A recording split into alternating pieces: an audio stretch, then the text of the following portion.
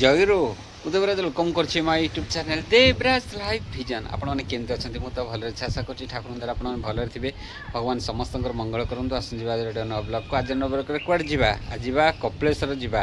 କେଉଁଠିକି? କପିଳେଶ୍ୱର ଗାଁଟିକି ଯିବା, ଯେଉଁଠି ଆମର କପିଳେଶ୍ୱରର ଯେଉଁ ସତ୍ସଙ୍ଗ କେନ୍ଦ୍ରର ଭାଇ ଓ ମାଆମାନଙ୍କ ମିଳିତ ସହଯୋଗରେ ଯେଉଁ ବାର୍ଷିକ ସତ୍ସଙ୍ଗ ଅଧିବେଶନ ହେଉଛି, ସେଠି ଦେଖିବା ଆମର ଯେଉଁ ସାଧାରଣ ସଭାରେ କାହାର ଶ୍ରଦ୍ଧେୟ ମାନସ ଭାଇଙ୍କର ମାନେ ବହୁତ ସୁନ୍ଦର ଯାଜନ ତାଙ୍କର। ଆଉ ଆପଣମାନଙ୍କୁ କେମିତି କ'ଣ ଲାଗୁଛି ନିଶ୍ଚୟ କମେଣ୍ଟ କରି ଜଣାଇବେ। ଯିବା ଦେଖିବା ଆମର ଯେଉଁ ସାଧାରଣ ସଭାରେ ମାନସ ଭାଇଙ୍କର ବହୁତ ସୁନ୍ଦର ଯାଜନ। ଆସନ୍ତୁ। ଶାସ୍ତ୍ରରେ ଗୋଟେ କଥା ଅଛି, कर्ता करे न कर सके गुरु करे सो होई, तीनों लोग नवखंड में गुरु ते बड़ा न कोई।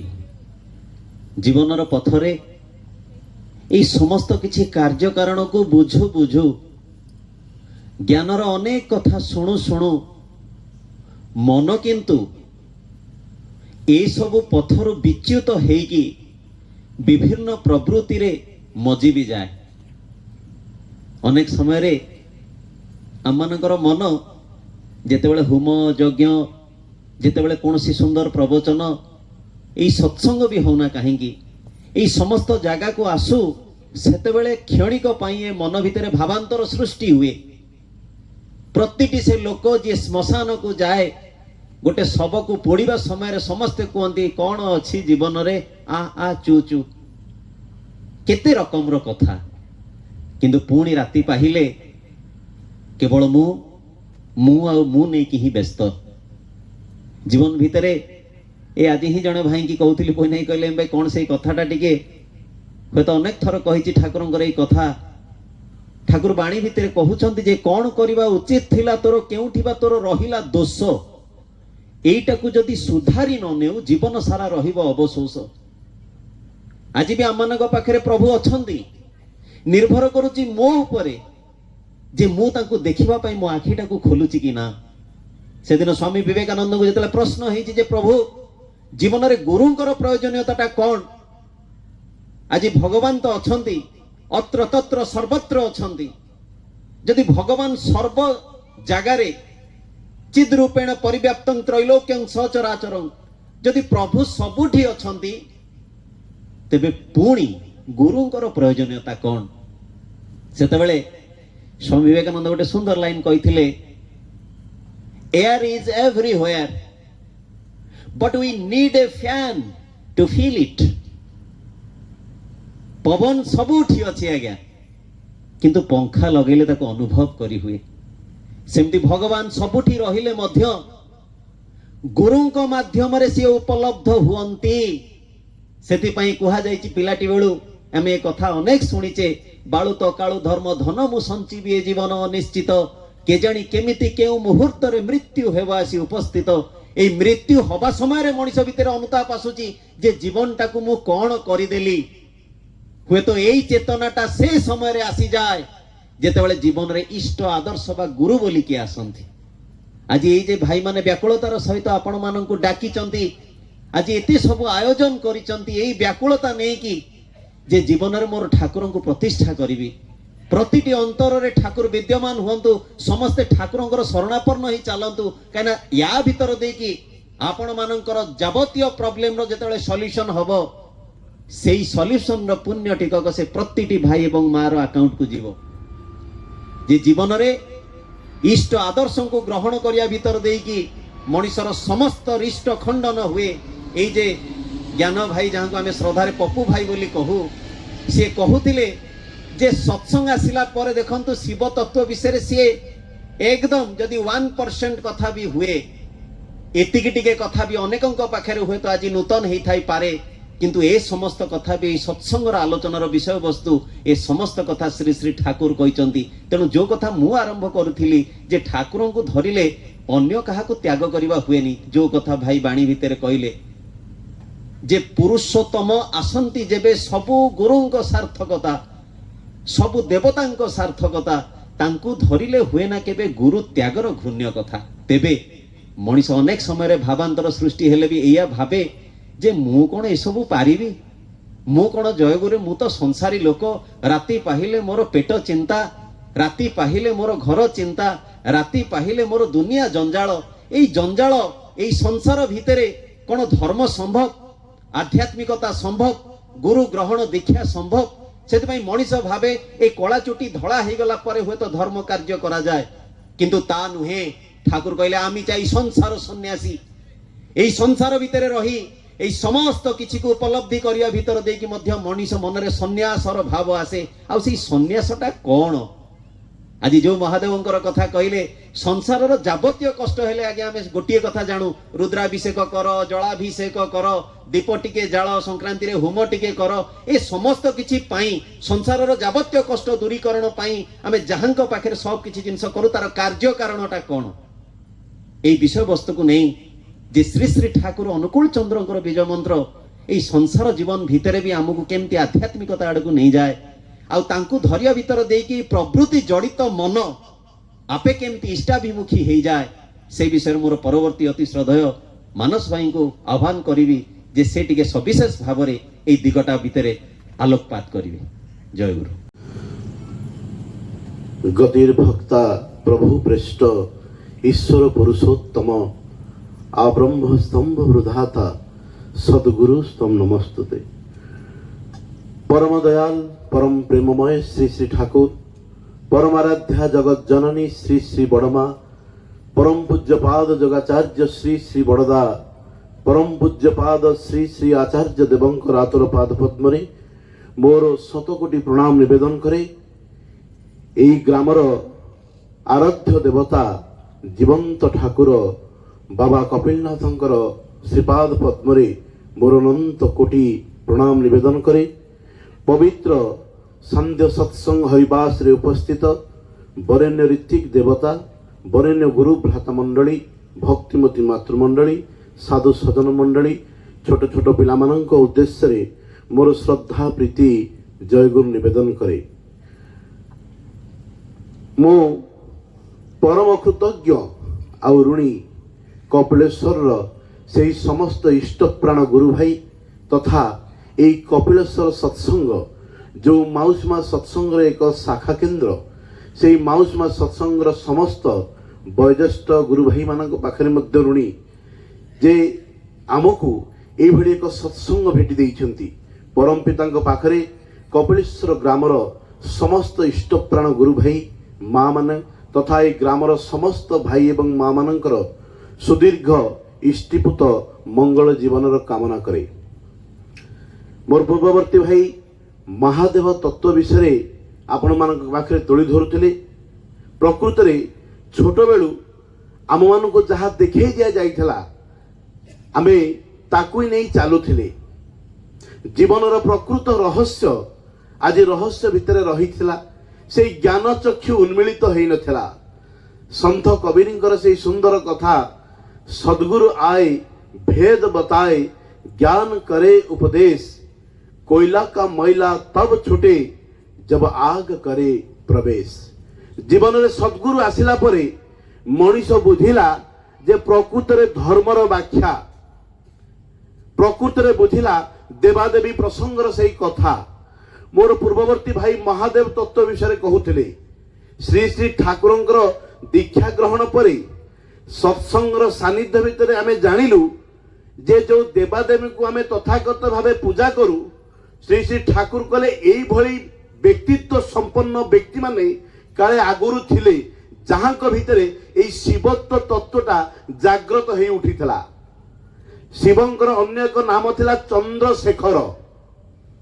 चंद्र को जी निजर मस्तक रे धारण करिसंती एहा प्रमाण दउथला जे चंद्र जहार अस्तित्व पृथ्वी उपरे बहुत गुड़े गुणकारी शक्ति को विकसित करिवारे साहाय्य करे औषधीय जिनिस को परिप्रकाश लाभ करिवारे साहाय्य करे।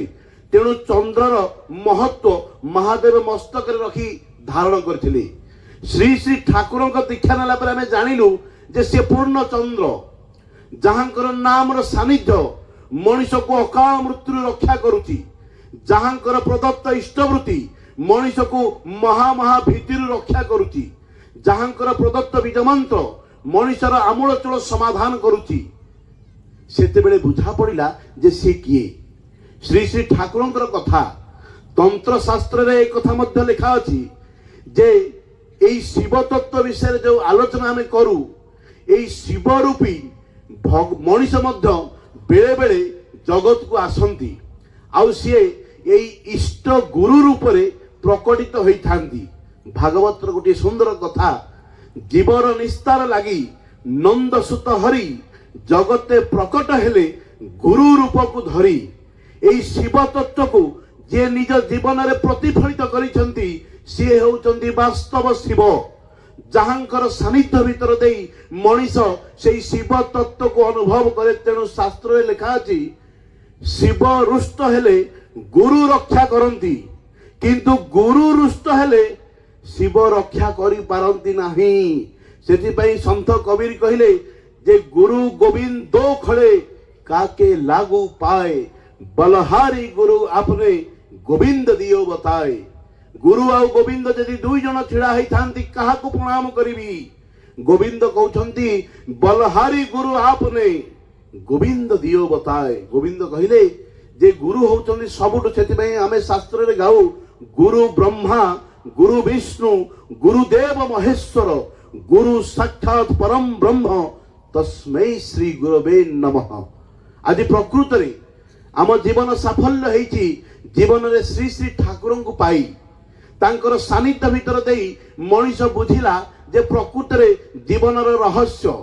से दिन जेतेबेले जड़े वृद्ध व्यक्ति श्री श्री ठाकुर पाखक आसीचंती जीवन समस्त किछि हतोत्साहित होई जीवन को हरैबार प्रयास नहीं श्री श्री ठाकुर पाखरे आसी निवेदन करंती जे ठाकुर एई संसार आ भलो लागु नाही एई परिवार आ भलो लागु नाही एई जीवन रखिबा को मो चाहे नाही। से दिन श्री श्री ठाकुर श्रीमुखर बाहरीला से महागंभीर वाणी संसार नुहे असार सुख शांतिर परावार पिता माता परिजने ममता झरे लभिले विभू परस वैकुंठ हुए निवास हरि आशीष जीवन सरस सुंदर करे। श्री श्री ठाकुर कहिले जे आराध्य देव पितांकु तुमे नित्य कर नमस्कार जन्मदाता सी ही जान शिव रूप रे सीए तुमर। आमे महादेव मंदिर को जाउछे किंतु भूली जाइछे जे आम घरे साक्षात महादेव मोर बापा रूपे विद्यमान आमे तांको प्रणाम करिवा भूली जाऊ। श्री श्री ठाकुर अनुशासनवाद भितरे कहिले छोट थिले कहिथिले कहले देखि कि पारुछ जीव ए महिमंडले ईश्वर जार नाम लोक जाकू बोले तुमे जदि से ईश्वर देखि न पारिलो से पद कमले केन्हे निवेदिब फूल मु तो कहे भ्रम ए विश्वास पिता माता देवा देवी यही धरा तले पूज जीव पद तांको भक्ति पुष्प दले तांको पूजिले जीव मनर विकार धर्म अर्थ काम मोक्ष मिले अनिर्पार। कले बापा मां को प्रणाम कले मनीष सर्व सिद्धि लाभ करे किंतु बड़ विचित्र विषय आज्ञा आमे मंदिर जाऊ भगवान को पूजा करू किंतु भूली जाऊ जीवंत बापा मां को पूजा करिबा। सेथिबे ठाकुर कहले जीवन नाथं को हेळारे एड़ी जगन्नाथं को देखि जे गलु जीवन नाथ जे एही जगन्नाथ अहंकारे तू देखि न पारिलु। कोन आज्ञा बुझिबा रामकृष्ण ठाकुर गोटे छोट गल्प भीतर देई जीवन प्रगाढ़ रहस्य को उन्मोचन करुछंती। बाप पुओ दुई जण जाउछंती मंदिर दर्शन करिबा पई एई दर्शन करिबा को जाई किछि बाट अतिक्रांत जेतरे मंदिर आसी जाए छोट पुओटी अटकी जाए मंदिर को प्रवेश करे ना। बापा देखे जे पुओटी आसु नाही किरे काहे आसु नाही ना बापा सिंह मंदिर द्वार रे दुटा सिंह बसचंदी। बापा कहे अरे ये सिंह किछि नुहे ये पत्थरर मूर्ति पारा ए देखुनु मु ता पाटी रे तार जो लांगुड़ रे हाथ मारुची से मते किछि खेती करू नाही व्यस्त होनी तू भय करी एमाने पत्थरर एमाने तोर किछि खेती करिवे नाही। बापांकर आचरण देखी पिलाटी भितरे कोमल हृदय एई भावना आसे जे प्रकृत रे एई मंदिर बाहरर सिंह एमाने पत्थरर एमाने किछि खेती करिवे नाही। तापरे बापांकर हाथ धरी पिलाटी मंदिर भितर को प्रवेश करे। जेतेबेले मंदिर भितरे बापा दंडायमान हेई सेई कुल देवता को मुंडिया मारंती ଆଉ ମନେ ମନେ ତାଙ୍କର ପ୍ରାର୍ଥନା କରନ୍ତି। ମୁଣ୍ଡିଆ ମାରି ସାରି ଦେଖନ୍ତି ପିଲାଟି କିନ୍ତୁ ଆଉ ମୁଣ୍ଡିଆ ମାରୁନାହିଁ, ଛିଡ଼ା ହେଇଛି। କିରେ କାହିଁ ତୁ ମୁଣ୍ଡିଆ ମାରୁନୁ? ଏ ପରା ଆମର ଆରାଧ୍ୟ ଦେବତା, ତାଙ୍କୁ ମୁଣ୍ଡିଆ ମାର, ତାଙ୍କୁ ପ୍ରାର୍ଥନା କର, ସେ ତତେ ଭଲ ବୁଦ୍ଧି ଦେବେ। କ୍ଷୁଦ୍ର ଛୋଟ ପିଲାଟିର ମନ ତାର ବାପାଙ୍କୁ ଗୋଟିଏ ପ୍ରଶ୍ନ କରିଥିଲା ଯେ ବାପା, ବାହାରର ସେଇ ସିଂହ, ସେ ପଥରର, ସେ ଯଦି ମୋର କିଛି କ୍ଷତି ନ କରିପାରେ ତାହେଲେ ଭିତରର ମନ୍ଦିରର ଏଇ ପ୍ରସ୍ତର ମୂର୍ତ୍ତି ମୋ ଜୀବନରେ କେମିତି ମଙ୍ଗଳ ଆଣିଦେବ? ଶ୍ରୀ ଶ୍ରୀ ରାମକୃଷ୍ଣ ଠାକୁର କହିଲେ, ଡାକିଲା ଭଳି ଡାକିଲେ ଥରେ, ପାଷାଣରୁ ବି ଅଶ୍ରୁ ଝରେ। ଯଦି ଡାକିଲା ଭଳି ଡାକ ହୁଏ ତାହେଲେ ପାଷାଣ ବା ପଥରରୁ ମଧ୍ୟ ଅଶ୍ରୁ ବାହାରିବ। କିନ୍ତୁ ସେଇ ଡାକଟା କୋଉ ରକମର ହବା ଦରକାର? ସତୀ ସ୍ତ୍ରୀର ତାର ସ୍ୱାମୀ ପ୍ରତି ଯୋଉ ଟାଣ, ସଦ୍ୟଜାତ ସନ୍ତାନ ପ୍ରତି ତାର ମାର ଯୋଉ ଟାଣ, ଆଉ ବିଷୟ ପ୍ରତି ଯୋଉ ଟାଣ, এই ତିନି ଟାଣକୁ ଯଦି ମିଶାଇ ଦିଆଯାଏ ତାହେଲେ ଯଦି এই ଟାଣରେ ଭଗବାନଙ୍କୁ ଡକାଯାଏ ତାହେଲେ ଭଗବାନ ପ୍ରକଟିତ ହେବେ। ତାଙ୍କର ପ୍ରସ୍ତର ଭିତରୁ ମଧ୍ୟ ଅଶ୍ରୁ ବାହାରିବ। କିନ୍ତୁ ମନରେ ପ୍ରଶ୍ନ ଉଠେ, এইଭଳି ଟାଣ ବା এইଭଳି ସାଧନ ଭଜନ ଥିବା ବ୍ୟକ୍ତିତ୍ୱ ଆଜି ଆମ ଗହଣରେ କାହାନ୍ତି ଯିଏକି ପାଷାଣରୁ ବି ଅଶ୍ରୁକୁ ବାହାର କରିଦେଇ ପାରିବେ? କାହିଁକି ଆଜି ଜୀବନରେ ଗୁରୁ ପ୍ରୟୋଜନ ଦେବାଦେବୀଙ୍କର ଅଭାବ ନାହିଁ? ଦେବାଦେବୀ ତୋର ହଜାରେ ଥାଉ ନା, ଇଷ୍ଟରେ କରି ଏକାଇତ, ବାସ୍ତବତାରେ ହୁଅ ଛିଡ଼ା, ନହେଲେ ହେବୁ ଯେ ବ୍ୟର୍ଥାୟିତ। ମୋର ପୂର୍ବବର୍ତ୍ତୀ ଭାଇ କହୁଥିଲେ ସେ ଯେ ଦୁର୍ଗାନାଥ ସାନ୍ୟାଲଙ୍କର କଥା, ଯିଏକି ପେଟରେ ତାଙ୍କର ଆମାଶୟ ରୋଗ ହେଇଥିଲା, ଝାଡ଼ା ବନ୍ଦ ହଉନଥିଲା। ଏଭଳି ଏକ ସମୟ ଆସିଥିଲା ଶ୍ରୀ ଶ୍ରୀ ଠାକୁରଙ୍କର ଦୀକ୍ଷା ନେବା ସତ୍ତ୍ୱେ ମଧ୍ୟ ଠାକୁରଙ୍କ ଉପରେ ପୂର୍ଣ୍ଣ ବିଶ୍ୱାସ ଆସିନଥିଲା। ଠାକୁରଙ୍କ ପାଖରେ ନିବେଦନ କରୁଛନ୍ତି, ଠାକୁର ପଠେଇ ଦଉଛନ୍ତି, ଯା ତୁ ବାବା ବୈଦ୍ୟନାଥଙ୍କ ପାଖରେ ଯାଇ ଅଧିଆ ପଡ଼ିବୁ, ସିଏ ଦେବାଦିଦେବ ମହାଦେବ, ସିଏ ନିଶ୍ଚିତ ରୂପେ ତୋର ମଙ୍ଗଳ କରିବେ। ଠାକୁରଙ୍କର କଥାକୁ ସ୍ୱୀକାର କରି ସେ ଚାଲି ଯାଇଥିଲେ ବାବା ବୈଦ୍ୟନାଥଙ୍କ ପାଖରେ ଅଧିଆ ପଡ଼ିବା ପାଇଁ। କିନ୍ତୁ ଦେଖିଲେ ସେମିତି ବିଶେଷ କିଛି ଫଳବତୀ ହେଲା ନାହିଁ, ରୋଗର କୌଣସି ଉପଶମ ହେଲା ନାହିଁ। ଠାକୁରଙ୍କ ପାଖକୁ ଆସି ଜଣେଇଲେ, ଠାକୁର ଆପଣଙ୍କ ନିର୍ଦ୍ଦେଶ ମତ ବୈଦ୍ୟନାଥ ଧାମ ଗଲି, ପୂଜା ଅର୍ଚ୍ଚନା କଲି, କିନ୍ତୁ ବିଶେଷ କିଛି ଉପଶମ ହେଲା ନାହିଁ। ଆମେ ମହାଦେବଙ୍କୁ ତ୍ରିକାଳଜ୍ଞ କହୁଛେ, କିନ୍ତୁ ଶ୍ରୀ ଶ୍ରୀ ଠାକୁର ଯେ ତ୍ରିକାଳଜ୍ଞ ଥିଲେ ଏଇ ଘଟଣାରେ ଆମେ ବୁଝିପାରିବା। ଯିଏ ଭୂତ ବର୍ତ୍ତମାନ ଆଉ ଭବିଷ୍ୟକୁ ସ୍ୱଚକ୍ଷୁରେ ଦେଖି ପାରନ୍ତି, ଯାହାଙ୍କ ଭିତର ଦେଇ ଯିଏ ମଣିଷର ମଙ୍ଗଳର କାର୍ଯ୍ୟକାରଣ ସୂତ୍ରଧାରକୁ ଧରେଇ ପାରନ୍ତି। ସେଦିନ ଦୁର୍ଗାନାଥ ସାନ୍ୟାଲଦା ସବୁଆଡୁ ହତାଶ ହେଇ ଯେତେବେଳେ ଶ୍ରୀ ଶ୍ରୀ ଠାକୁରଙ୍କ ପାଖକୁ ଆସନ୍ତି ଆଉ ଠାକୁରଙ୍କୁ ବାରମ୍ବାର ଜିଜ୍ଞାସା କରନ୍ତି, ଠାକୁର କରେ ଯା ତାକୁ ବଗଡ଼ା ଚାଉଳର ଭାତ ଆଉ ମଟର ସୁକ୍ତ ଝୋଳ ଟିକେ ଖୁଆଇଦେବୁ। ଯେଉଁମାନେ ବସିଥିଲେ ସେମାନେ ଆଶ୍ଚର୍ଯ୍ୟ ହେଇଗଲେ, କହିଲେ ଝାଡ଼ା ପେଟ, ବଗଡ଼ା ଚାଉଳର ଭାତ ମାନେ ମୋଟା ମୋଟା ଭାତ, ଯେଉଁ ଭାତକୁ ହଜମ କରିବା ସହଜ ମଣିଷର କଥା ନୁହେଁ, ପୁଣି ତା ଉପରେ ମଟର ଝୋଳ, ପେଟ ବେଶୀ ବିଗିଡ଼ିଯିବ। ଠାକୁର ଆପଣ ଏଭଳି କ'ଣ ନିର୍ଦ୍ଦେଶ ଦେଲେ? ନା ତୁ ଯା ପ୍ରସାଦ ପାଇଆ। ବଗଡ଼ା ଚାଉଳର ଭାତ ଆଉ ମଟର ସୁକ୍ତ ଝୋଳ ଖାଇକି ଆସିଲେ ଦୁର୍ଗାନାଥ ସାନ୍ୟାଲଦା। ଦେଖାଯାଉଛି ଯେ ଯେଉଁ ଝାଡ଼ା ଅନେକ ବର୍ଷ ଧରି ତାଙ୍କୁ ଅତିକ୍ରାନ୍ତ କରିଦେଇଥିଲା, ଆକ୍ରାନ୍ତ କରିଦେଇଥିଲା, ଏଇ ଦିନ ଭିତରେ ତାହା ସମାଧାନ ହେଇଯାଉଛି, ତାଙ୍କର ରୋଗମୁକ୍ତ ସିଏ ହେଉଛନ୍ତି। ବଡ଼ ଆଶ୍ଚର୍ଯ୍ୟ ବିଷୟ, କିଭଳି ଭାବରେ ଏହା ସମ୍ଭବ ହେଲା? ଠାକୁର କ'ଣ ଯାଦୁଗର ଯେ କିଛି ଯାଦୁ କରିଦେଲେ କି ମିରାକିଲ କଲେ? ଶ୍ରୀ ଶ୍ରୀ ଠାକୁରଙ୍କର ଗୋଟେ ବଢ଼ିଆ ବାଣୀ ଅଛି, କହିଲେ ଯାଦୁ କରିବା ନୁହେଁ ତାଙ୍କର ସ୍ୱଭାବ, ଯାଦୁ ଭାଙ୍ଗି ସେ ଦେଖାଇ ଦିଅନ୍ତି ଭରା ଦୁନିଆର ସ୍ୱରୂପ ଭାବ। ସେ ଦେଖାଇ ଦେଲେ ପ୍ରକାରାନ୍ତରେ ତାଙ୍କର ଅତୀତର ସେଇ ଘଟଣାକୁ ତାଙ୍କୁ ଧରେଇ ଦେଲେ ଯେ ତୁମେ ଗୋଟେ ସମୟରେ ଜମିଦାର ଥିଲ, এই জমিদারি କରିବା ସମୟରେ ତୁମ ପାଖରେ ଅନେକ ଗୁଡ଼ିଏ ହଳିଆ ମୂଲିଆ ଥିଲେ। ଦିନେ ସେଇ ହଳିଆ ମୂଲିଆ ମାନେ ଚାଷ କାମ ସାରି ଯେତେବେଳେ ତୁମ ଘର ପାଖରେ ବସି ସେଇ ବଗଡ଼ା ଭାତ ଆଉ ମଟର ଝୋଳ ଖାଉଥିଲେ, এই ଖାଦ୍ୟକୁ ଦେଖି ତୁମ ମନ ଭିତରେ ମଧ୍ୟ এই ଖାଦ୍ୟକୁ ଖାଇବାର ଗୋଟେ ଲାଳସା ଜାଗିଥିଲା। এই ଲାଳସାଟା ପରବର୍ତ୍ତୀ ସମୟରେ ବ୍ୟାଧିର କାରଣ ହେଲା। ଠାକୁର କହିଲେ ମନଟା ଦୁଷ୍ଟ ହେଲେ ହିଁ ଜାଣିଥା ରୋଗର ଆଥାଲ ହୁଏ, এইଟାକୁ ତୁ ଏଡ଼ାଇ ଚାଲିଲେ ବ୍ୟାଧିକୁ କରିବୁ ଜୟ। ସେଦିନ ମନଟା ଦୁଷ୍ଟ ହେଇଥିଲା ଏଇ ବଗଡ଼ା ଚାଉଳର ଭାତ ଖାଇବା ପାଇଁ, କିନ୍ତୁ ଜମିଦାର ଉଚ୍ଚ ସମ୍ଭ୍ରାନ୍ତ ବଂଶ ବଗଡ଼ା ଚାଉଳ ଭାତ ଖାଇବେ ନା। ତେଣୁ ମନ ଭିତରେ ସେଇ ଯୋଉ ଇଚ୍ଛା ଜାଗ୍ରତ ହେଇଥିଲା, ସେଇ ଇଚ୍ଛାକୁ ସେ ଚପେଇ ଦେଇଥିଲେ ନିଜ ମନ ଭିତରେ। ଏଇ ଇଚ୍ଛାକୁ ଯୋଉ ଚପେଇ ଦେଇଥିଲେ ତାହା ପରବର୍ତ୍ତୀ ସମୟରେ ପେଟର ରୋଗ ଆକାରରେ ପ୍ରକାଶ ପାଇଥିଲା, ଯାହାର ନିରାକରଣ ଶ୍ରୀ ଶ୍ରୀ ଠାକୁର କରିଦେଇ ଗଲେ। ଠାକୁର କହୁଛନ୍ତି ଯେ ଭାଇ କହୁଥିଲେ ସଂସାର ସନ୍ନ୍ୟାସୀ କଥା। ଠାକୁର କହିଲେ ଯେ ଯାହାର ଏଇ ସଂସାର ଜୀବନ ଅନଭିଜ୍ଞ ତାର ଆଧ୍ୟାତ୍ମିକତା ମଧ୍ୟ ତମସାଚ୍ଛନ୍ନ। ଆମେ ଭଗବାନଙ୍କୁ ପୂଜା କରୁ ସତ, ଏଇ ଶିବ ତତ୍ଵର ଆଉ ଏକ ପ୍ରଗାଢ଼ ଜିନିଷ ଅଛି। ଠାକୁରଙ୍କୁ ଯେତେବେଳେ ପଚରା ଯାଉଥିଲା, ଠାକୁର କହୁଥିଲେ ଯାଅ ଟିକେ ଶିବ ମନ୍ଦିରରେ ଦର୍ଶନ କରି ଆସ, କାରଣ ଦର୍ଶନ ଭିତରେ ମଣିଷର ଅନେକ ଗୁଡ଼ିଏ ଗ୍ରନ୍ଥିର ମୋଚନ ହୁଏ।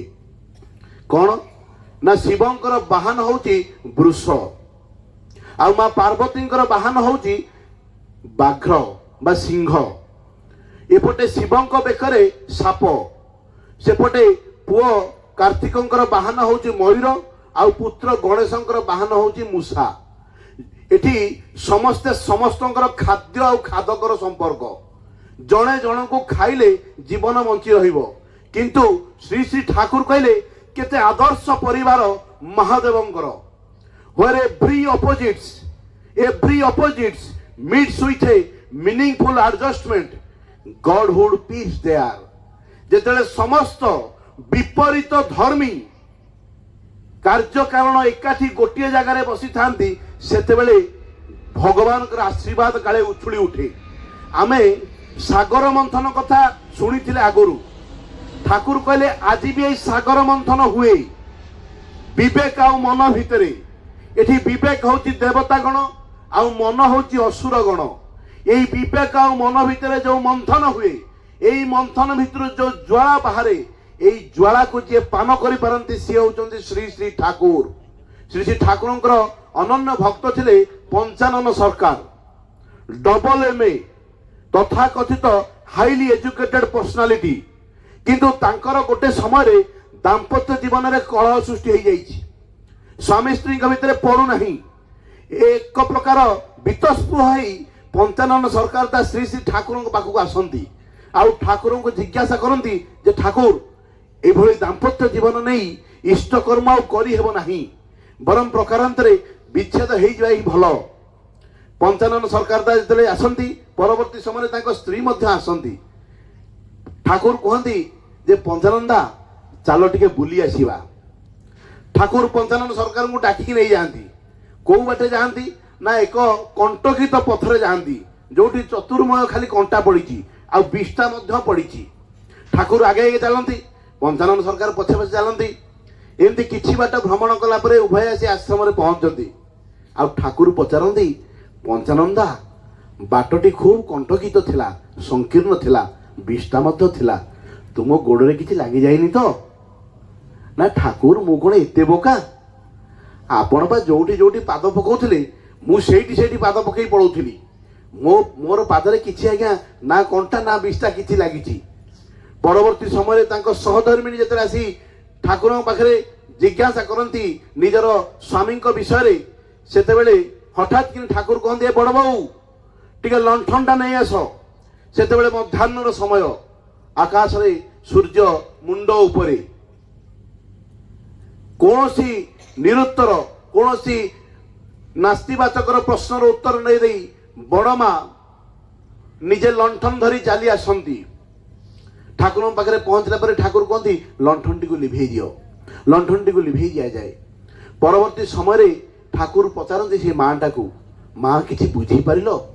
ନା ଠାକୁର କ'ଣ ବୁଝିପାରିଲି? ନା এই যে বড় বউକୁ ଲଣ୍ଠନଟା କହିଲି ଆଣିବା ପାଇଁ, ଆଉ ପ୍ରକାରାନ୍ତରେ ଲଣ୍ଠନଟା ଲିଭେଇ ଦେବାକୁ କହିଲି, କିଛି କାର୍ଯ୍ୟକାରଣ ବୁଝିପାରିଲ? ପରବର୍ତ୍ତୀ ସମୟରେ ଯେତେବେଳେ ମା ଯାଇକି ପଚାରନ୍ତି ବଡ଼ ବୋଉଙ୍କୁ ଯେ ମା ଆପଣ ଠାକୁର ମାଗିଲେ ମଧ୍ୟାହ୍ନ ସମୟରେ ଆପଣ ଲଣ୍ଠନ ନେଇ ଆସିଲେ, କାହିଁକି ମନା କଲେନି ଯେ ମଧ୍ୟାହ୍ନ ସମୟ ଲଣ୍ଠନର କ'ଣ ପ୍ରୟୋଜନ ଅଛି? ବଡ଼ ମା ସେଦିନ ଉତ୍ତର ଦେଇଥିଲେ ଯେ ମୋର ମନ ବୋଲି କିଛି ନାହିଁ, ତାଙ୍କର ଯାହା ଇଚ୍ଛା ତାହା ହିଁ ମୋର ମନ, ମନୋବୃତ୍ତାନୁସାରିଣୀ। ଠାକୁର କେତେ ସୁନ୍ଦର କଥା କହିଲେ, କହିଲେ ସ୍ୱାମୀଠି ନାହିଁ ସ୍ତ୍ରୀର ଶ୍ରଦ୍ଧା, ଆଜି ସମାଜର ନଗ୍ନ ଚିତ୍ର ଆମେ ଦେଖୁଛେ।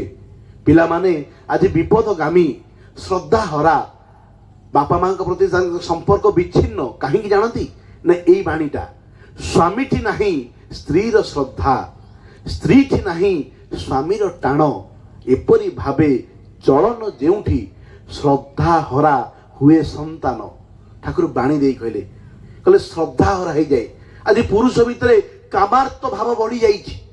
ଠାକୁର କହିଲେ ବିବାହର ଶିବ ତତ୍ତ୍ୱକୁ ଯଦି ଆମେ ଯିବା, ବିବାହର ପ୍ରଧାନ ଘଟକ ଥିଲା ଶ୍ରଦ୍ଧା। ସ୍ତ୍ରୀ ଶ୍ରଦ୍ଧାର ସହିତ ପୁରୁଷକୁ ବରଣ କରୁଥିଲା।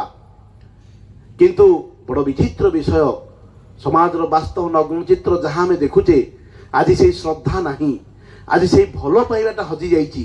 ତେଣୁ ମନ୍ଦିର ଯିବା ପାଇଁ ଆମେ ଯାଉଛେ ସତ ମନ୍ଦିରକୁ, କିନ୍ତୁ ଦେଖୁନେ ସେଇ ମହାଦେବ ତତ୍ତ୍ୱ ଭିତରେ କିଭଳି ଭାବରେ ଭଲ ପାଇବା ଥିଲା। ମହାଦେବଙ୍କର କୁହାଯାଏ ତ୍ରିନେତ୍ର। ଏଇ ତ୍ରିନେତ୍ରରେ ଆମେ ଶୁଣିଛେ କାଳେ ଏଇ ଦୁଇ ଭ୍ରୁଲତାର ମଝିରେ ଯୋଉ ନେତ୍ର ଅଛି, ଏଇ ନେତ୍ରରୁ କାଳେ ନିଆଁ ବାହାରି କାମଦେବଙ୍କୁ ଭସ୍ମୀଭୂତ କରିଥିଲା। ଏଇ କଥାଟା ଆମେ ଆଗରୁ ଶୁଣିଛେ ଛୋଟ ପିଲାବେଳେ, ଯେ ମହାଦେବଙ୍କର ତ୍ରିନେତ୍ର ଅଛି। ତ୍ରିନେତ୍ର ଯେତେବେଳେ ଖୋଲିବ ନିଆଁ ବାହାରିବ, ସବୁ କିଛି ଜାଳି ପୋଡ଼ିଦେବ। ଶ୍ରୀ ଶ୍ରୀ ଠାକୁର କିନ୍ତୁ ଓଲଟା କହିଲେ ତ୍ରିନେତ୍ରରୁ ନିଆଁ ବାହାରେନି। ଏଇ ତ୍ରିନେତ୍ର ହଉଛି ପ୍ରଜ୍ଞା ନେତ୍ର ବା ଜ୍ଞାନ ନେତ୍ର ବା ଆଜ୍ଞା ଚକ୍ର। ଏହା ବୁଦ୍ଧିର ପ୍ରତୀକ। ଯେତେବେଳେ ମା ପାର୍ବତୀଙ୍କ ଭିତରେ ଏକ ପ୍ରକାର କାମ ଭାବ ଉଦ୍ଦୀପ୍ତ ହେଇଛି, ସିଏ ନିଜକୁ ରୂପରେ ସଜେଇ ମହାଦେବଙ୍କ ପାଖକୁ ଆସିଛନ୍ତି ତାଙ୍କୁ ସମ୍ମୋହିତ କରିବା ପାଇଁ, ଯିଏକି ଚିର ସମ୍ମୋହନର ଉର୍ଦ୍ଧ୍ୱରେ, ଯିଏକି ଚିର ଅନାସକ୍ତ। ତାଙ୍କର ଏଇ ତ୍ରିନେତ୍ରରୁ ସେଇ ରଶ୍ମି ଯାହାକି ପାର୍ବତୀଙ୍କର ସେଇ କାମ ଭାବକୁ ଦହନ କରିଥିଲା। ତେଣୁ ଶ୍ରୀ ଶ୍ରୀ ଠାକୁରଙ୍କର କଥା ଯେ ବିବାହର ପ୍ରଥମ ସୂତ୍ର ହଉଛି ଏଇ ଶ୍ରଦ୍ଧା। ଶ୍ରୀ ଶ୍ରୀ ଠାକୁରଙ୍କ ଜୀବନ ଆଦର୍ଶରେ ଆମେ ଦେଖିଛେ, ଠାକୁର ଯେତେବେଳେ ନୂତନ ଭାବରେ ବିବାହ ସରିଯାଇଛି, ସେପଟେ ଡାକ୍ତରୀ ପଢିବା ପାଇଁ ଚାଲି ଯାଇଛନ୍ତି, ଘରକୁ ଆସି ପାରୁନାହାନ୍ତି। ଗାଁ ଲୋକମାନେ ବାରମ୍ବାର ଟାହିଟାପରା କରୁଛନ୍ତି ଯେ ଅନୁକୂଳ ଏବେ ବିବାହ କରିଛି।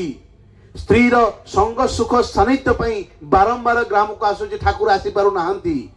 ଏଡେ ମା 11 ବର୍ଷ ବୟସ, ରାତ୍ରିରେ ଘରର କାମ ସବୁ ସାରି ସ୍ୱାମୀ ଦେବତାଙ୍କ କଥା ମନେ ପଡୁଛି। ଚିଠିଟିଏ ଲେଖି ବସୁଛନ୍ତି ଅର୍ଦ୍ଧରାତ୍ରିରେ ଲଣ୍ଠନ ଆଲୁଅରେ, ଲେଖୁଛନ୍ତି ଠାକୁରଙ୍କୁ ଚିଠି। ଠାକୁର ଚିଠିର ପ୍ରତି ଉତ୍ତର ଦେଇ ଲେଖିଛନ୍ତି, ତୁମର ଏଇ ସୁଧାବଳା ଚିଠିଟି ପାଇ ଯେ କେତେ ଆନନ୍ଦିତ ହେଲି, ତାହା ଆଉ ଭାଷାରେ କ'ଣ ପ୍ରକାଶ କରିବି। ଆଶା କରେ ବିନା ପ୍ରତ୍ୟୁତ୍ତରରେ ଏଇଭଳି ଚିଠି ଲେଖିବାକୁ ତୁମେ ଯେମିତି ଭୁଲିବ ନାହିଁ। ଠାକୁର ଲେଖୁଛନ୍ତି ମାଙ୍କୁ ଚିଠି। ମନେ ପକାଅ ତୁମେ କେମିତି ଥିଲ, ମୁଁ କେମିତି ଥିଲି। ଆଜି ତୁମେ କେମିତି ହୋଇଛ, ମୁଁ କେମିତି ହୋଇଛି। ଆତ୍ମାର ମିଳନ ହିଁ ବିବାହ, ବିଚ୍ଛେଦ ହିଁ ବିରହ। ବିବାହ ଆଜି କ'ଣ ହେଇ ସାରିଲାଣି। ଠାକୁର କହିଲେ ଏ ଯେ ଦେଖୁଛେ ପିଲାମାନେ ଆଜି ରୁଗ୍ଣ, ସ୍ୱାସ୍ଥ୍ୟବିହୀନ, ଅଳ୍ପ ଆୟୁ, ତାର କାର୍ଯ୍ୟକ୍ରମ ଠାକୁର କହିଲେ କାମାର୍ଥ ହୋଇ ପୁରୁଷ ଯଦି ପ୍ରଲୁବ୍ଧ କରେ ନାରୀ, ସଦ୍ୟ ଆୟୁ ହରେଇ ବସେ ସମାଜ ଧ୍ୱଂସକାରୀ। ଆଜି ପିଲାମାନଙ୍କ ଭିତରେ ରୁଗ୍ଣ ଅବସ୍ଥା, ସ୍ୱାସ୍ଥ୍ୟ ହାନିତା, ଅଳ୍ପ ଆୟୁ, ତାର କାର୍ଯ୍ୟକାରଣ ହଉଛି ଆଜି ପୁରୁଷ ଭିତରେ ସେଇ ଶୌର୍ଯ୍ୟ ବୀର୍ଯ୍ୟ ପରାକ୍ରମ ନାହିଁ। ଜୀବନ ଆଜି ଆଦର୍ଶ ବିହୀନ। ନାରୀ ଆଜି ପୁରୁଷକୁ ଅନୁସରଣ କରୁନାହିଁ। ଠାକୁର କହିଲେ ପୁରୁଷ ପଛେ ଛୁଟିଲେ ନାରୀ, ଶ୍ରେଷ୍ଠ ছেলের ମା।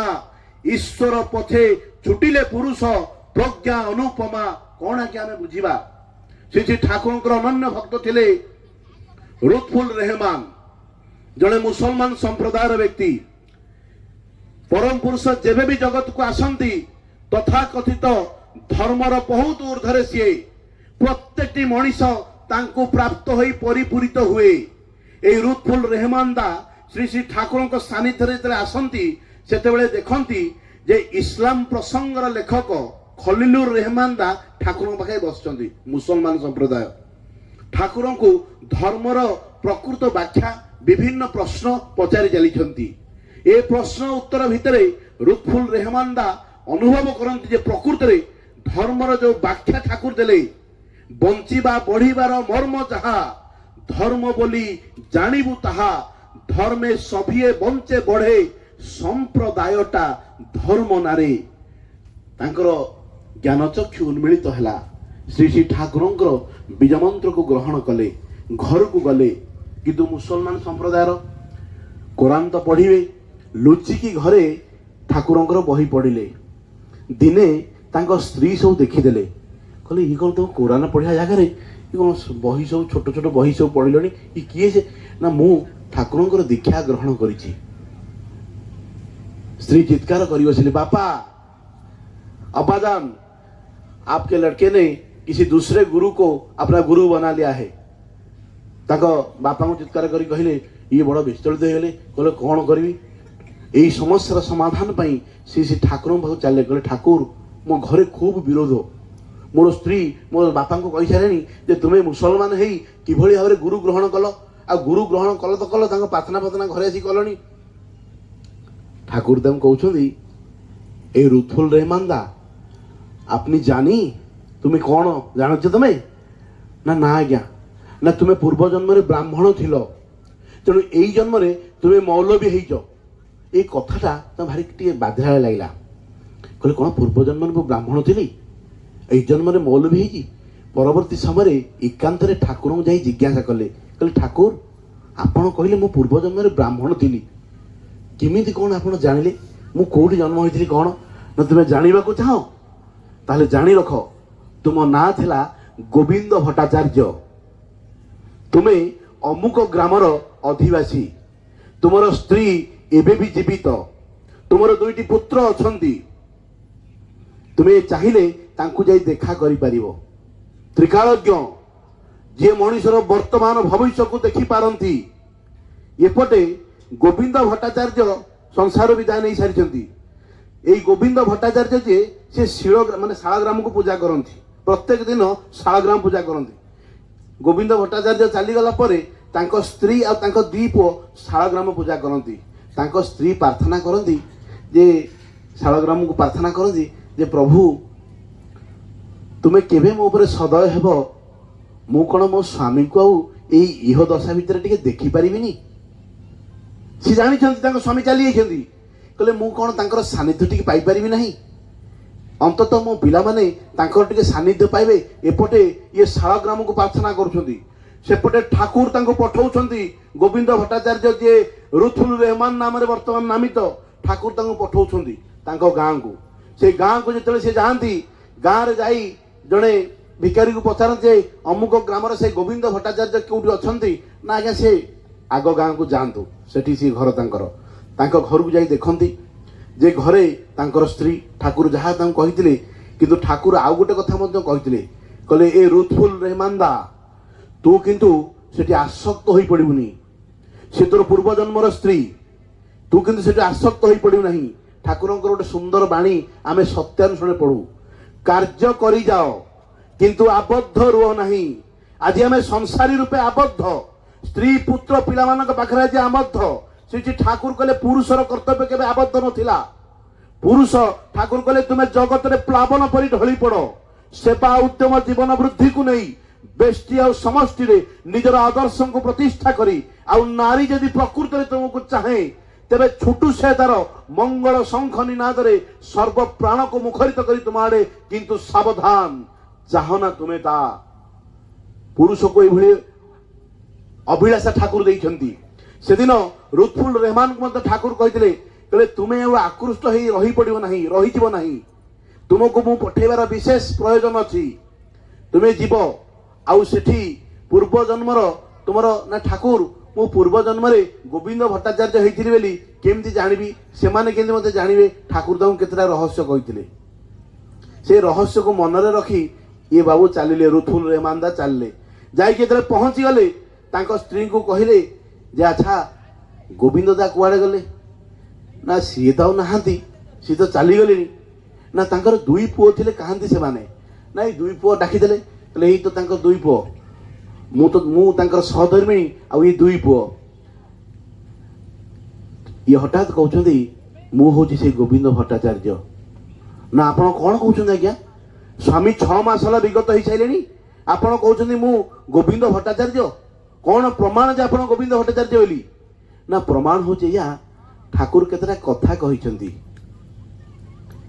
तांको दी पुओं को कहले घर ठारू किछि दूर रे गोटे आंब गछ अछि से आंब गछर 10 मीटर दूर रे मु जेतेले गोविंद भट्टाचार्य रूपे थिली किछि सुना मोहर गोटे माठिया पुरेकी पोती देइथिली ठाकुर कहिकी पठेइथिले ताकू जाइकी टिके देख एमानक मन भितरे कौतूहल बढ़िला जे ये निजको मुसलमान संप्रदायर निजको कहते गोविंद भट्टाचार्य मोर स्वामी मोर पुओ मानकर बापा पुणी एभली एक कथा कहते परीक्षामूलक भाव में 2 जन पुत्र घर ठारू दूर रे थिबा से आंब गछ ठारू किछि मीटर व्यवधान रे गात खोलिले आ देखिले तांकर कथा सत हला माटीरू सेई कळसटी बाहरला ता भितरे किछि स्वर्ण मोहर निहित थिला से माने भाबुचंती बहुत अर्थर प्रलोभन रे एभली किछि करूछंती तेणु तांको किछि अर्थ जाचिले किंतु ठाकुरंको निर्देश थिला तू से सब ग्रहण करिवु नाही परवर्ती समय पुओ मानकर मन बुझीगला किंतु स्त्री मन तो बुझीबन ना जे ये परलोकटा मोर स्वामी पचारिले एकांत रे अच्छा तुमे मोर स्वामी बोली कौन प्रमाण केतोटी कथा मु तुम पचारिबी तुमे तार उत्तर दियो पचारुछंती स्त्री पचारुछन स्वामी को जे तुमे मते श्रद्धारे कौन डाक ठाकुर कहिकी पठेइछंती कहले लज्जावती डाके ए आश्चर्य हेले एई डाकरे तांको केही डाकी नाहांती केवल तांको स्वामी भिना एमते केतोटी घटना समय तो अतिक्रांत मु सियाडू काउ जाऊ नाही कहिबार तात्पर्य या जे प्रकृति रे श्री श्री ठाकुर जे जीवन रे कौन करि पारंती तांकर तत्व विधान तांकर अनुशासन जीवन रे किभली भाव रे आमूलचूल परिवर्तन करे ताहाकू मु भाषा देकी आज्ञा व्यक्त करि परिबि नाही एहा अनुभवर व्यापार जे अनुभव करिछि जे जीवन रे तांको वर्ण करिछि से ही बुझी पारिछि जे प्रकृति रे तांको धरिले जीवन किभली भरपूर हो जाए आज प्रकृति रे जीवन रे से जो नग्न चित्र आज हम मान पाखरे उपस्थापन हेछि सत देवादेवी थिबा सत्य मध्य आज परिवार भितरे हा हताश बढ़ी चलीछि सुइसाइड मेंटालिटी आज पिलामानक भितरे बढ़ी चलीछि तार एकमात्र रक्षार उपाय होछि जीवन रे तांको गुरु रूपे ग्रहण करिबा आ जो पूर्ववर्ती भाई कहउतले जे तांको गुरु रूपे ग्रहण कले कोनसी देवादेवी को अवमानना हुए ना बरम गुरु रूपे ग्रहण कला परे देवादेवी को बुझीबाटा आहुरी आरंभ हुए कहीं की नारायण पूजा करा जाए कहीं की माँ दुर्गा पूजा करा जाए श्री श्री ठाकुर कहले जो दुर्गा को आम मंदिर में पूजा करते से दुर्गा मो घरे ही अधिष्ठित चिन्मयी और मृन्मयी ते तफात बुझेना मृन्मयी मूर्ति को आम पूजा करू कोटी कोटी टंका खर्च करू किंतु वास्तव दुनिया रे देखू से मृन्मयी मूर्ति जो चिन्मयी रूप से अधिष्ठित हुए आम घरे तांकु ही आम हतादार करू तार कार्य कारण होती जीवन रे एई वास्तव ज्ञानर अभाव रामकृष्ण ठाकुर कहले जेमती पणस काटिला बेले हाथ रे तेल लगई काटिबा को हुए नहले पणसर अठा आम हाथ रे लागि जाए ठीक सेमिति एई संसार रे जीवन को अतिबाहित करबा को गले एई नाम रूपी तेल को हाथ रे रखी जीवन को अतिबाहित करबा को हुए सेदिन रामकृष्ण ठाकुर कथा प्रसंग रे कहले केउटणी घरर झियो जेते बेले ढिंकी गुटे सेते बेले ग्राम रे आसुथबा सेई फेरीवाला सहित मूलचाल करे एपटे पुत्र को काखरे धरी थाए ए समस्त तीनोटी कर्म भितरे किंतु तार मनटा किंतु एकाग्र चित्तरे से ढिंकी उपरे थाए ठीक सेमिति आज आम मान को मध्य एई संसारर जावत्य कर्ममय जीवन भितरे निजर मनर से 16 अणा मन को तांको पाखरे न्यस्त करी रखिया को हेबो नहले प्रवृत्ति को मुहूर्त रे आमर बेकरे दौड़ी पकई आमको भिड़ी नब तार इयता मध्य में पाइबा नहीं भागवतर कथा जे जीव जेबे कृष्णंकर नित्य दास भूलिला मायार पिशाच ता गळारे फास बांधिला आज प्रकृति आम अवस्था पिशाच गळारे फास बांधिला बली आज आमे माने धावमान आज आमे माने ईश्वर को भल पाउना जीवन में तांको वर्ण करुना किंतु प्रकारतरे शैतान हमको बाछि नेछि ठाकुर कहले पथ होची दीटा गॉड्स वे आउ डेविल्स वे तुमे जदि ईश्वरंकर नुहे ताहले तुमे शैतान रो शैतान तुमको बाछि सारिछि से तार इच्छा अनुसार तुमको परिचालित करिवो ଆଉ ଦରକାର ପଡ଼ିଲେ ତୁମ ଜୀବନକୁ ମଧ୍ୟ ନେଇଯିବ, ତୁମେ ସେଥିରୁ ନିସ୍ତାର ପାଇବ ନାହିଁ। ଠାକୁରଙ୍କୁ ବାଣୀ ଦେଇ ଗଲେ, କହିଲେ ବିଧିକୁ ତାତ୍ସଲ୍ୟ କରିପାର, ନୀତିକୁ ଅବହେଳା କରିପାର, ପ୍ରବୃତ୍ତି ପରିଚର୍ଯାରେ ଆତ୍ମନିୟୋଗ କରିପାର, କିନ୍ତୁ ବିଧିର ଶାସନ ଯେଉଁଠି ଯେପରି ତାହା ସେପରି ଚାଲିବ, ବର୍ତ୍ତି ପାରିବ ନାହିଁ ତୁମେ ସେଥିରୁ। ଶ୍ରୀ ଶ୍ରୀ ଠାକୁର କହିଲେ, ତୁମେ ଭକ୍ତି ରୂପକ ଜଳ ତ୍ୟାଗ କରି ଆସକ୍ତି ରୂପକ ବାଲି ଚଢାରେ ବହୁ ଦୂର ଯାଅ ନାହିଁ। ଦୁଃଖ ରୂପକ ସୂର୍ଯ୍ୟ ତାପରେ ବାଲି ଚଢା ଗରମ ହେଲେ ଫେରି ଆସିବା ମୁସ୍କିଲ ହେବ। ଅଳ୍ପ ଉତ୍ତପ୍ତ ହେଇ ହେଉ ଯଦି ଫେରି ନ ଆସିପାର, ତାହେଲେ ସୁଖୀ ମରିବାକୁ ହେବ। ଭାବମୁଖୀ ହୋଇ ରହିବାକୁ ଚେଷ୍ଟା କର, ଭାବମୁଖୀ ହୋଇ ରହିବାକୁ। ରାମକୃଷ୍ଣ ଠାକୁରଙ୍କର କଥା ମନେ ପଡେ, ଯେମିତି ଅମାର ଘରେ ଯେତେବେଳେ ମୂଷାଙ୍କର ଉପଦ୍ରବ ବଢିଯାଏ, ସେତେବେଳେ ଚାଷୀ କଣ କରେ, ଏଇ ମୂଷାଙ୍କ କବଳରୁ ନିଜର ଅମାର ଘରକୁ ରକ୍ଷା କରିବା ପାଇଁ କିଛି ଉଖୁଡା ଧୋଇଦିଏ। ଆଉ ମୂଷା ମାନେ ଅଜ୍ଞାନତା ବଶତଃ ସେଇ ଧାନ ଖିଆକୁ ଛାଡି ଉଖୁଡା ଖାଇବାରେ ବ୍ୟସ୍ତ ହେଇଯାଆନ୍ତି, କିନ୍ତୁ ଭୁଲି ଯାଆନ୍ତି ଯେ ସେ ମାନେ ଗୋଟେ ଉଖୁଡା ଖାଇଲେ ବା ଉଖୁଡାର ଦାନା ଖାଇଲେ ଯୋଉ ତୃପ୍ତି, ତାର 1000 ଗୁଣ ତୃପ୍ତି ଧାନ ଭିତରେ ଥିଲା। ଆଜି ଆମମାନଙ୍କର ଅବସ୍ଥା ମଧ୍ୟ ସେଇଆ। ଠାକୁର କହିଲେ, ଗୋଟିଏ ଚାହିଁବାକୁ ଯାଇ 10ଟା ଚାହିଁ ବସ ନାହିଁ, ଗୋଟିଏରେ ଯେପରି ଚରମ ହୁଏ। ତାଙ୍କୁ ଭଲ ପାଆନ୍ତୁ, ସେ ଜୀବନ୍ତ ରୂପେ ଆସିଛନ୍ତି। ଯୋଉ ଭାଇ କହିଲେ ସବୁ ଦେବତାଙ୍କ ସମାହାରରେ ପୁରୁଷୋତ୍ତମଙ୍କ ସୃଷ୍ଟି, ତାଙ୍କ ଭିତରେ ସମସ୍ତ କିଛି ଜିନିଷ ନିହିତ ଅଛି। ତାଙ୍କୁ ଯୋଉ ରୂପରେ ଦେଖିବେ, যে যা ভেবে আমি তাইরে প্রাণের কোণে একটি শুদ্ধ অমল ধবল বিশ্বাস চাইরে, যে ଯୋଉ ଭାବରେ ଆସିଛି ସେ ତାଙ୍କୁ ସେଇ ରୂପେ ଦେଖିଛି। କଥା ହେଉଛି ନିଜର ମନଟାକୁ ତାଙ୍କ ପାଇଁ ରାଜି କରେଇ ନେବା। ଆଉ ଏଇ ମନଟାକୁ ରାଜି କରେଇ ନେବାର ପଥ ହେଉଛି ଦୀକ୍ଷା। ଦୀକ୍ଷା ମାନେ ନୁହେଁ ବାନ୍ଧି ହେଇଯିବା, ଦୀକ୍ଷା ମାନେ ନୁହେଁ ତଥାକଥିତ ସନ୍ନ୍ୟାସ। ଠାକୁର କହିଲେ ଯେ ମନକୁ ନିଜର ମନର ସନ୍ନ୍ୟାସ ହେଉ, ତଥାକଥିତ ଗେରୁଆ ପିନ୍ଧି ନିଜର ଶରୀରକୁ ସନ୍ନ୍ୟାସ ଭାବରେ ସଜାଅ ନାହିଁ, ମନର ସନ୍ନ୍ୟାସ ହଉ। ଠାକୁର କହୁଛନ୍ତି ସତୀଶ ଦାଙ୍କୁ, ଯେତେବେଳେ ସତୀଶ ଚନ୍ଦ୍ର ଗୋସ୍ୱାମୀ ବିବାହ କରିବା ପାଇଁ ରାଜି ହଉନାହାନ୍ତି, ଠାକୁର କହୁଛନ୍ତି, ଆରେ ଶୁଣ, ଭୋଗର ବସ୍ତୁ ଆଖି ଆଗରେ ରଖି ଯଦି ତ୍ୟାଗ କରାଯାଏ, ତାହେଲେ ତାହା ହେଉଛି ପ୍ରକୃତ ତ୍ୟାଗ। ସ୍ତ୍ରୀ ଥିବ ପାଖରେ, କିନ୍ତୁ ନିଜର ସ୍ତ୍ରୀର ବନ୍ଧନକୁ କାଟି ତୁ ଇଷ୍ଟଙ୍କ କାମରେ ଲାଗି ରହିବୁ, ଦେଖିବୁ ତୋର ସ୍ତ୍ରୀ ମଧ୍ୟ ତୋର ପଶ୍ଚାତ ଅନୁସରଣ କରିବ, ଆଉ ସେତେବେଳେ ତୋର ଜୀବନ ସାର୍ଥକ ହେବ। ସମୟ ଅତିକ୍ରାନ୍ତ, ବିଶେଷ କିଛି ଆଉ କହିବାର ନାହିଁ, କେବଳ କରିବାର ବିଷୟ। କାରଣ ଆଜି ଆମେ ବହୁତ କିଛି କହୁଛେ, ବହୁତ କିଛି ଶୁଣୁଛେ। ନ୍ୟୁଜ ଚ୍ୟାନେଲ ଖୋଲିଦେଲା ଦିନ ସକାଳଠୁ ସନ୍ଧ୍ୟା 12ଟା ପର୍ଯ୍ୟନ୍ତ ଚାଲିଛି ଖାଲି ଧର୍ମର ପ୍ରକଳ୍ପ। ସେ ପ୍ରକଳ୍ପରେ ଜୀବନ ପରିବର୍ତ୍ତନ ହୁଏ ନାହିଁ। ଜୀବନ ପରିବର୍ତ୍ତନ ହୁଏ ଯେତେବେଳେ ମୁଁ ନିଜେ ସେଇ ଧର୍ମର ଚଳନୀରେ ଚାଲେ। ଯୋଉ ଠାକୁରଙ୍କର କଥା କହୁଥିଲେ ମଙ୍ଗଳର କଥା, ଏଇ ମଙ୍ଗଳ ଜୀବନରେ ମୂର୍ତ୍ତ ହୁଏ ସେତେବେଳେ ଯେତେବେଳେ ମଙ୍ଗଳମୟଙ୍କୁ ମୁଁ ମୋ ଜୀବନରେ ବରଣ କରେ। ତାଙ୍କର ପ୍ରଦର୍ଶିତ ସେଇ ଇଷ୍ଟବୃତ୍ତି ଯଜନ ଯାଜନ ପରାୟଣ ହୋଇ ନିଜ ଜୀବନକୁ, ଠାକୁରଙ୍କର କେତେ ସୁନ୍ଦର କଥା ପାଞ୍ଚାଳିରେ ଲେଖା ହେଇଛି ଯେ ସ୍ୱସ୍ତୟନୀ ମହାନ ବାଣୀ ପାଲନ କର ଭାଇ, ନାମେର ସମ ଔଷଧ ଆର ଏ ଜଗତେ ନାହିଁ। ଆମେ କେତେ ମେଡିସିନ ଆଜ୍ଞା ଖାଉଛେ, କିନ୍ତୁ ଠାକୁର କହୁଛନ୍ତି, କହିଲେ ନାମ ଭଳିଆ ଔଷଧ ଜଗତରେ ନାହିଁ। Prayer is the best antibiotic that kill the germ of evil germinates in mind. ଆଉ ଠାକୁର ଦୟା କରି ଆମକୁ ଦେଇଛନ୍ତି ପ୍ରାର୍ଥନା। ପ୍ରତ୍ୟେକ ଦିନ ପ୍ରାର୍ଥନା ହବ, ପ୍ରତ୍ୟେକ ଦିନ। ଏଇଟା ଆର୍ଯ୍ୟ କୃଷ୍ଣର ଧାରା, ଠାକୁର କିଛି ନିଆରା କହିନାହାନ୍ତି।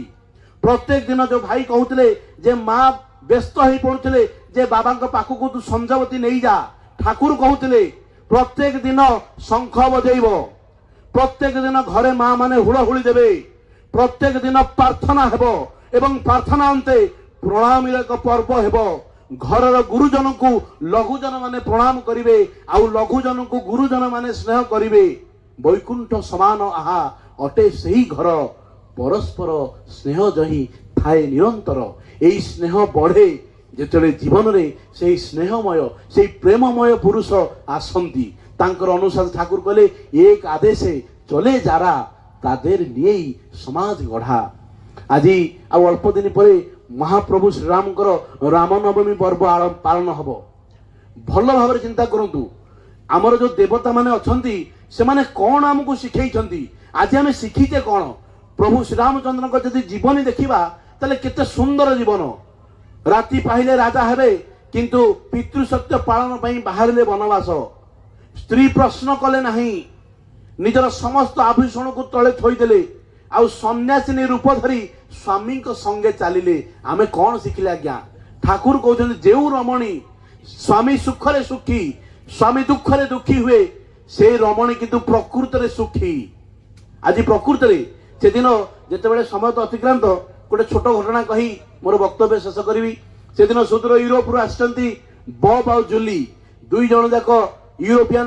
ଏଇ ବବ୍ ଯିଏ ଶ୍ରୀ ଶ୍ରୀ ଠାକୁରଙ୍କର ଚରଣାଶ୍ରିତ ଦୀକ୍ଷିତ, ଦୁଇ ଜଣଙ୍କ ଭିତରେ ଡିଭୋର୍ସ ଫାଇନାଲ ହେଇସାରିଛି ଯେ ବିବାହ ବିଚ୍ଛେଦ ହେବ। ତେବେ এই ବିଚ୍ଛେଦ ପୂର୍ବରୁ ଶ୍ରୀ ଶ୍ରୀ ଠାକୁରଙ୍କୁ ଦର୍ଶନ କରିବା ପାଇଁ ତାଙ୍କ ସ୍ତ୍ରୀକୁ ନେଇ ସେ ଆଶ୍ରମକୁ ଆସିଛନ୍ତି।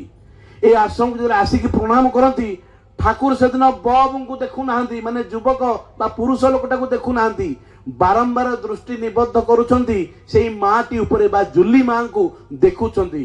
ଆଉ ଦେଖିକି ମନେ ମନେ କହୁଛନ୍ତି, husband is the altar of God, husband is the altar of God, husband is the altar of ଗଡ।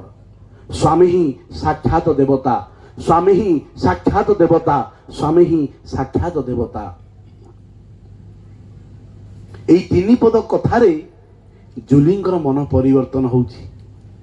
ଯେଉଁ ମା ବିବାହ ବିଚ୍ଛେଦର ପ୍ରସ୍ତାବ ନେଇ ଠାକୁରଙ୍କୁ ଶେଷ ଦର୍ଶନ କରିବାକୁ ଆସିଥିଲେ, ଆଉ ବିବାହ ବିଚ୍ଛେଦ ହଉନାହିଁ। ଠାକୁରଙ୍କୁ ମା ପ୍ରଣାମ କରୁଛନ୍ତି, ପରବର୍ତ୍ତୀ ସମୟରେ ବୀଜ ମନ୍ତ୍ରକୁ ଗ୍ରହଣ କରୁଛନ୍ତି ଆଉ କହୁଛନ୍ତି, Thakur tell Bobby behaves like a husband. Thakur ଆପଣ ବବିକୁ କୁହନ୍ତୁ ତୁ ତାଙ୍କୁ ସେ ଟିକେ ମତେ ଭଲ ପାଉ। ଠାକୁର ବବିଙ୍କୁ କହୁଛନ୍ତି ବା ସେ ପୁରୁଷକୁ କହୁଛନ୍ତି, ଶୁଣୁ ଇଏ ମୋର ଝିଅ, ଆଜିଠୁ ତାର ଦାୟିତ୍ୱ ମୁଁ ତତେ ଦେଲି, ତାକୁ ଭଲରେ ରଖିବୁ, ତାକୁ ସୁଖରେ ରଖିବୁ। ଆମେ କ'ଣ ଆଜ୍ଞା ବୁଝିବା ଠାକୁର କ'ଣ କରିପାରନ୍ତି? ଠାକୁର କହୁଛନ୍ତି ଯେ ଗ୍ରାହ୍ୟସ୍ଥ ଜୀବନଟା କିନ୍ତୁ ଆଜ୍ଞା ସବୁଠୁ ମୋଷ୍ଟ ଭାଇଟାଲ ଜୀବନ। ଏଇଠି এই যে ଯୋଉ ଶାସ୍ତ୍ରରେ କୁହାଯାଇଛି ନା, ପୁତ୍ରାର୍ଥେ କ୍ରିୟତେ ଭାର୍ଯ୍ୟା, ମଣିଷ ବିବାହ କରେ এই ଗ୍ରାହ୍ୟସ୍ଥ ଜୀବନରେ ଏକ ସୁପୁତ୍ରକୁ ଲାଭ କରିବା ପାଇଁ। এই ଜୀବନ ସମୟ ଅତିକ୍ରାନ୍ତ, এই ଜୀବନ ସୁଫଳ ବା ମଙ୍ଗଳମୟ ସେତେବେଳେ ହୁଏ ଯେତେବେଳେ ଆମେ ତାଙ୍କୁ ଧରି ଚାଲୁ। ତାଙ୍କୁ ଧରି ଚାଲିବା ଭିତରେ ଦେଇ ଆମର ଯେଉଁ ଅସଜଡ଼ା ଜୀବନ, ଯେଉଁ ବିକ୍ଷିପ୍ତ ଜୀବନ, ତାହା ସଂଗଠିତ ହେଇ ଉଠେ, ତାହା କେନ୍ଦ୍ରୀଭୂତ ହେଇ ଉଠେ। ଆଉ ଜୀବନ ଉପଭୋଗ୍ୟ ହୁଏ ସେତେବେଳେ ଯେତେବେଳେ ଜୀବନ କେନ୍ଦ୍ରାୟିତ ହୁଏ। ଆଉ ବିଶେଷ କିଛି ଆଲୋଚନା ରଖିବି ନାହିଁ, କ'ଣ ପାଗଳ ଭଳି ଠାକୁରଙ୍କର କଥା ଆପଣମାନଙ୍କ ପାଖରେ ତୋଳି ଧରିଛି। ତେବେ ସମସ୍ତ ଭୁଲ ତ୍ରୁଟି ପାଇଁ ମୋତେ କ୍ଷମା ରଖିବେ। ମୋର ଏତିକି ପ୍ରାର୍ଥନା ରହିବ, ଆପଣ ତାଙ୍କୁ ପ୍ରାଣ ଭରି ଭଲ ପାଆନ୍ତୁ। ଶିବ ତତ୍ତ୍ୱ, ମହାଦେବ ତତ୍ତ୍ୱ, ବିଷ୍ଣୁ ତତ୍ତ୍ୱ, ଦୁର୍ଗା ତତ୍ତ୍ୱ, ସମସ୍ତ ଦେବାଦେବୀଙ୍କର ତତ୍ତ୍ୱ ତାଙ୍କରି ପାଖରେ ସାର୍ଥକତା ଲାଭ କରିବ। ଜୀବନ ଉପଭୋଗ୍ୟ ହେଉଥିବ। ଯେଉଁ ସଂସାର ଅସଜଡ଼ା ଥିଲା ସେ ସଂସାର ସଜାଡ଼ି ହେଇଯିବ। ପରିଶେଷରେ ପୁଣି ଥରେ ସେଇ କପିଳେଶ୍ୱର ଗ୍ରାମର ସମସ୍ତ ଇଷ୍ଟପ୍ରାଣ ଭାଇ ଏବଂ ମା, ଏଠାରେ ଉପସ୍ଥିତ ସମସ୍ତ ଭାଇ ଏବଂ ମା ମାନଙ୍କର ସୁଦୀର୍ଘ ଇଷ୍ଟିପୂତ ମଙ୍ଗଳ ଜୀବନର କାମନା କରେ ଦୟାଳଙ୍କ ପାଦ ପଦ୍ମରେ। ଆଜିର ବ୍ଲଗ୍ରେ ଆମେ ଦେଖିଲେ ଯେଉଁ ସାଧାରଣ ସଭାରେ କେମିତି ମାନେ ମାନସ ଭାଇଙ୍କର ବହୁତ ସୁନ୍ଦର ଯାଜନ ଆପଣଙ୍କୁ କେମିତି ଲାଗିଲା ନିଶ୍ଚୟ କମେଣ୍ଟ କରି ଜଣାଇବେ। ପୁଣି ଦେଖା ହେବ ଗୋଟେ ନୂଆ ବ୍ଲଗ୍ ରହୁଛି ଆପଣଙ୍କ ଉପରେ ଦେବରାଜ। ନମସ୍କାର, ଜୟ ଜଗନ୍ନାଥ, ଜୟ ଗୁରୁ।